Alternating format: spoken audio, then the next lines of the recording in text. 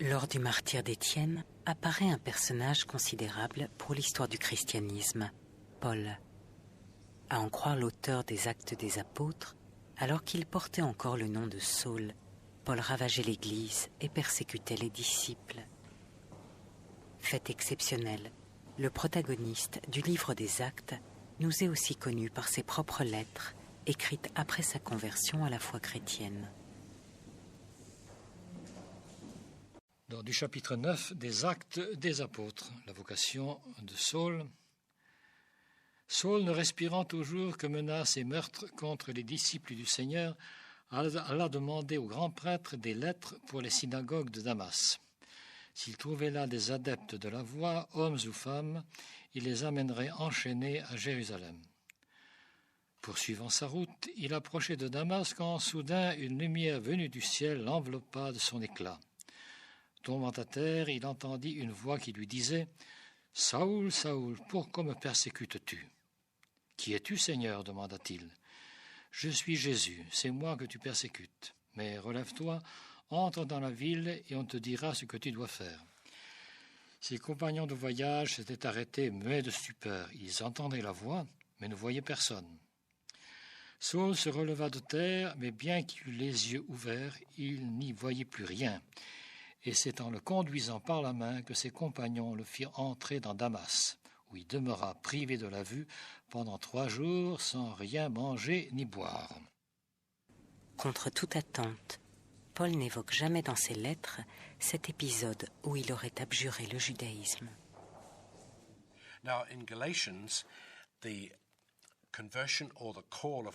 Maintenant, dans l'Épître aux Galates, la conversion ou la vocation de Paul est citée très très brièvement, mais le point central est identique à celui de Luc. Le récit de Luc est haut en couleur, plein de détails, mais l'élément central est le même dans les 2 textes. Curieusement, dans le livre des Actes, Luc donne à l'expérience de Paul une telle importance qu'il la raconte par 3 fois. À chaque fois, l'histoire est présentée sous des angles un peu différents selon le projet d'ensemble de Luc et selon le public auquel il s'adresse. Qu'est-ce que nous avons comme apparition du Christ à Paul ? Le récit des Actes des Apôtres, où Paul, sur le chemin de Damas, est terrassé, il voit une lumière. Et une parole qui lui dit « Je suis Jésus que tu persécutes ». Il voit une lumière. Donc, Paul met une équivalence entre l'apparition qu'il a eue lui, où il n'a pas vu Jésus en chair et en os, encore une fois, c'est une lumière qui lui a apparue simplement, et toutes les autres apparitions. Donc je pense que pour Paul, là encore, plutôt que de voir des apparitions où Jésus est là en chair et en os, c'est plutôt une certitude qu'on a eue, une lumière, Jésus apparaît comme une lumière, si vous voulez. So we don't really know On ne sait pas vraiment ce que les gens ont vu. Paul dit que le corps du Christ aurait été un soma pneumatikon, un corps spirituel, et il dit expressément qu'un corps ressuscité n'est pas fait de chair et de sang. Au contraire, dans la tradition évangélique concernant la résurrection, l'accent est mis sur la nature corporelle et physique du ressuscité. Touche ma main, regarde mes plaies. Dans l'évangile selon Luc, Jésus, ressuscité, mange un morceau de poisson. Or, les fantômes ne mangent pas. Donc déjà dans les traditions les plus anciennes, entre Paul vers l'année 50 et les derniers évangiles de Luc et de Jean, entre 80 et 100, il existe déjà des divergences quant à la manière de représenter la résurrection.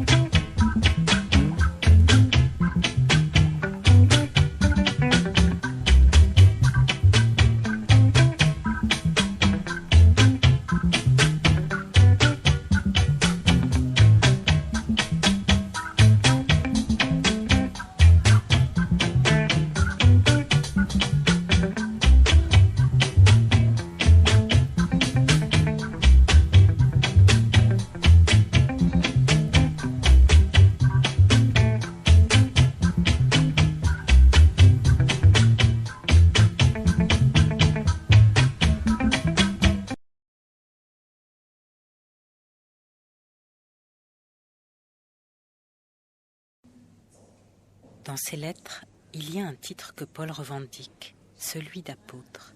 Il se dit apôtre, il se veut apôtre, il est apôtre, même si cette distinction ne semble devoir être accordée qu'à ceux qui ont connu Jésus katasarka, dans la chair. Paul récuse cette hiérarchie. En rien il ne se considère inférieur aux compagnons du Seigneur. Son expérience mystique du ressuscité lui confère une autorité au moins égale. Il y a un texte au chapitre 9 de la première aux Corinthiens où il dit qu'il a vu Jésus. Qu'il a vu Jésus. Il m'est apparu. Vous avez le chapitre 15 d'un Corinthien, à la suite des visions pascales, il m'est apparu aussi à moi comme à l'avorton. Et vous avez, au chapitre 9 d'un Corinthien, il dit qu'il l'a vu. Donc ça, il veut se mettre sur le rang des autres, le même rang que les autres, qui ont vu Jésus. Ça, c'est corroboré par sa propre expérience. Ça, je crois qu'on ne peut pas le nier. Ça, c'est indiscutable, si vous voulez. Il a une vision.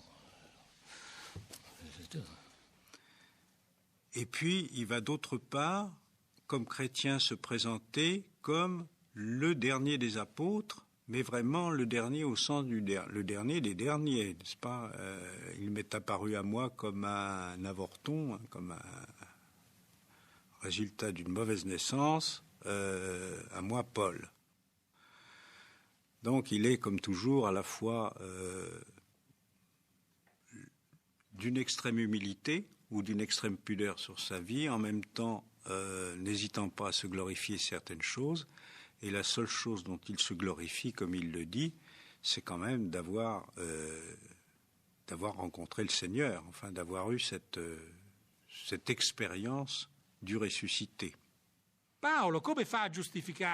Comment Paul peut-il justifier sa vocation d'apôtre en n'ayant pas eu l'expérience concrète du Jésus de l'histoire?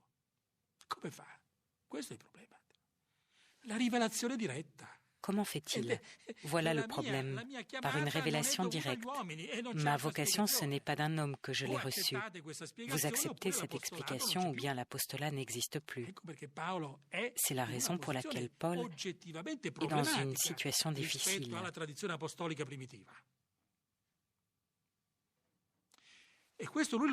Il admet ouvertement ne pas avoir connu Jésus katasarka, selon la chair.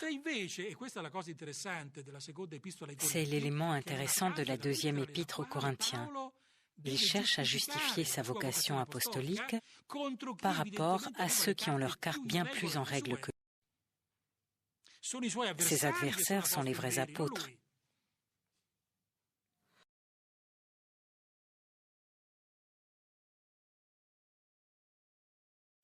It's quite obvious that Paul had never known Il est tout à fait évident que Paul n'a jamais rencontré Jésus de son vivant. Jésus n'est jamais sorti de Judée. Il n'a pas voyagé dans les autres pays. Il n'a jamais été à l'étranger. Et Paul n'était pas encore venu en Judée du temps de Jésus. C'est une énorme différence entre lui et Jacques, Pierre, Yohanan, Jean,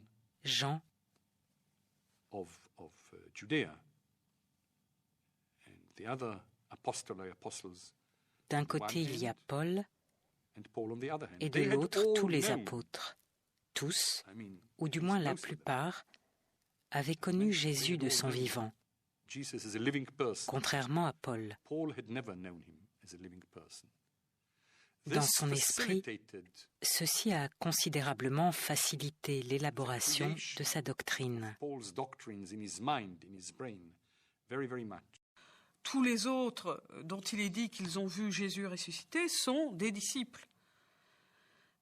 Donc, qui sont, on peut dire, des témoins de la résurrection parce qu'ils ont connu Jésus avant.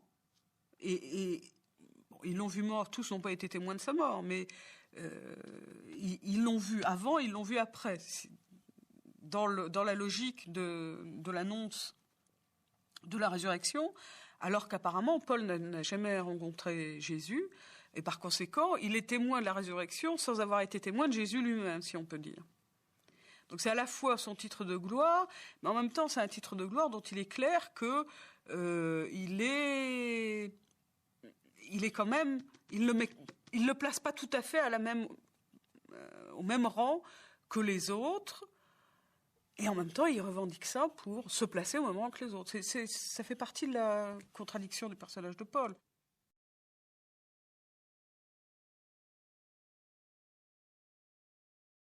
Il y a chez Paul quelques échos de paroles de Jésus ou de passages évangéliques ou de données évangéliques. Il y en a quatre. Et on en recherche d'autres. Rassurez-vous, il y en a qui sont sur la piste parce qu'il faut en trouver le plus possible. Mais là, il n'y en a que 4. Et puis, c'est pas la peine, il n'y en a pas d'autres. Maintenant, le fait que Paul ne signale qu'à 4 reprises, 3 fois dans la première Corinthienne, 1 fois dans la première aux Thessaloniciens, une parole du Seigneur. Donc, c'est extrêmement peu. Dans ces 4 reprises-là, d'ailleurs, Paul signale des paroles qui ne coïncident pas exactement avec ce que l'on sait par la tradition évangélique. Donc, quand Paul dit « parole du Seigneur », il se réfère à la parole de Jésus, mais véhiculée et réinterprétée par les prophètes chrétiens. Des exégètes ont conclu de cela le fait que Paul et les communautés qu'il avait fondées avec lui n'avaient pas d'accès à une biographie de Jésus. Je considère que cette thèse n'est pas soutenable. On ne peut pas mettre en avant la mort de Jésus si on ne raconte pas ce qu'il a vécu. Il y a des indices dans les épîtres de Paul, notamment dans l'épître aux Romains, où Paul semble faire allusion à des paroles de Jésus. Il semble prêcher les mêmes enseignements éthiques que Jésus, parfois avec les mêmes mots, les mêmes expressions. Donc il est difficile d'envisager que Paul ait pu ignorer les enseignements de Jésus. Alors vient la question, pourquoi ne cite-t-il pas Jésus plus souvent ? Pourquoi n'avons-nous que quelques exemples dans la première épître aux Corinthiens ? Et c'est là tout le mystère. Certains chercheurs disent, si Paul n'en dit pas plus, c'est qu'il n'en savait pas grand-chose. D'autres disent que Paul cite peu Jésus, car pour lui, ce n'est pas la vie de Jésus ni son enseignement qui sont le centre du message chrétien. C'est la mort du Christ pour la rédemption des péchés et sa résurrection au 3e jour qui sont le point central.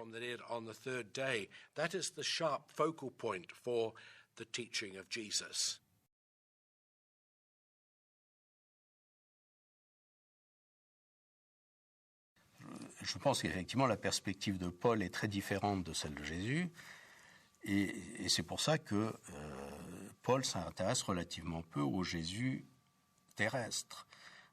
Et lorsqu'il dit que ses adversaires prêchent un autre Jésus, je pense qu'il se réfère à cela. Ses adversaires judéo-chrétiens prêchent un Jésus de chair et de sang, prêchent un Jésus qui s'adressait aux Juifs, comme Paul le reconnaît d'ailleurs, et un Jésus qui pratiquait la loi mosaïque et qui pratiquait les règles de pureté et qui n'a aucunement considéré que la loi mosaïque était abrogée. Donc ce Jésus que les adversaires judéo-chrétiens de Paul prenaient certainement en exemple. Très probablement, il disait aux chrétiens de Galatie, regardez l'exemple de Jésus. Et ça, c'est évidemment quelque chose que Paul n'accepte pas, parce que pour Paul, ce qui est important, c'est pas le comportement de Jésus, sa pratique, ou ce qu'il pouvait dire sur telle ou telle coutume ou tel commandement mosaïque, mais son rôle dans le plan divin, sa résurrection, son exaltation à côté de Dieu et les transformations qui, d'après Paul, se sont produites dans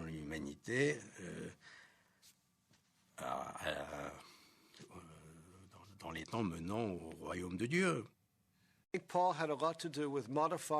Je pense que Paul a beaucoup modifié les interprétations de Jésus.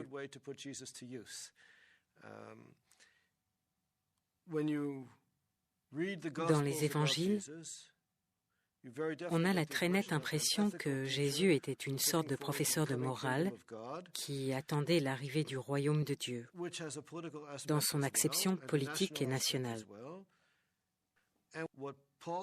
Paul, dans une large mesure, élimine le caractère national de l'Évangile. Il affirme quelque chose que Jésus n'aurait pas pu dire de son vivant, car faisons de sa résurrection un système théologique qui promettra l'immortalité. Le salut et l'immortalité reviendront à ceux qui s'attachent à Jésus, puisque Jésus est devenu immortel.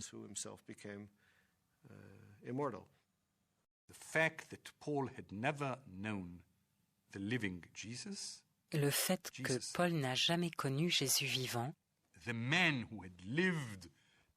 l'homme qui avait vécu, qui avait agi, qui avait parlé, lui a grandement facilité la tâche.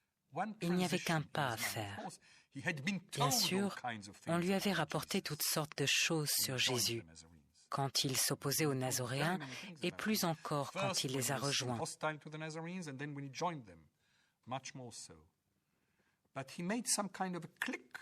Mais il y a eu comme un clic dans son esprit. Il a fermé son esprit à ce qu'on lui disait. Et le temps qu'il en arrive à concevoir sa doctrine, tout cela était devenu sans intérêt. Si Jésus était le Fils de Dieu, envoyé par Dieu, ce qui lui était arrivé durant sa vie était sans importance. Est-il important de savoir quel miracle il était censé avoir fait ici ou là?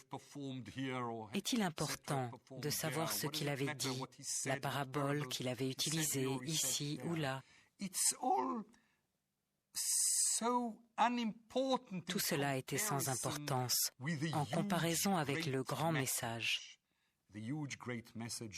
l'immense message, à savoir que Jésus était venu apporter le salut, qu'il avait été envoyé par Dieu pour sauver l'humanité tout entière.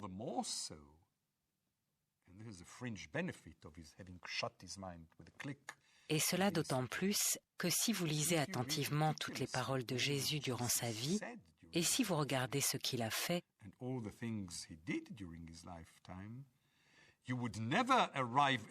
n'arrivez jamais à la conclusion qu'il était le Fils de Dieu, qu'il était venu pour expier les péchés de l'humanité et lui apporter le salut.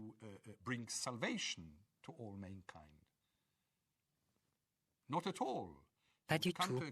Vous arriveriez à la conclusion que Jésus était un juif pieux, un prédicateur très apprécié qui, comme d'autres juifs pieux, était censé avoir fait des miracles ou dont on disait que Dieu accomplissait des miracles à travers lui et que vers la fin de sa vie, il s'était imaginé être le Rédempteur du peuple d'Israël.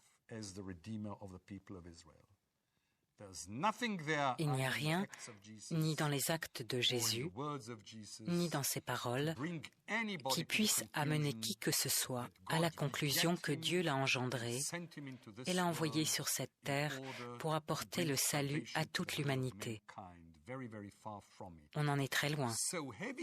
Donc, avoir fermé son esprit à tout ce qu'on avait pu dire sur Jésus, cela en fait a facilité les choses à Paul. L'obstacle principal à sa doctrine n'existait plus. Une fois qu'il avait eu ce clic, ce basculement, tout devenait possible. Qui était Jésus? Ce qu'il avait dit, où il vivait, ça ne comptait plus. La doctrine devenait tout.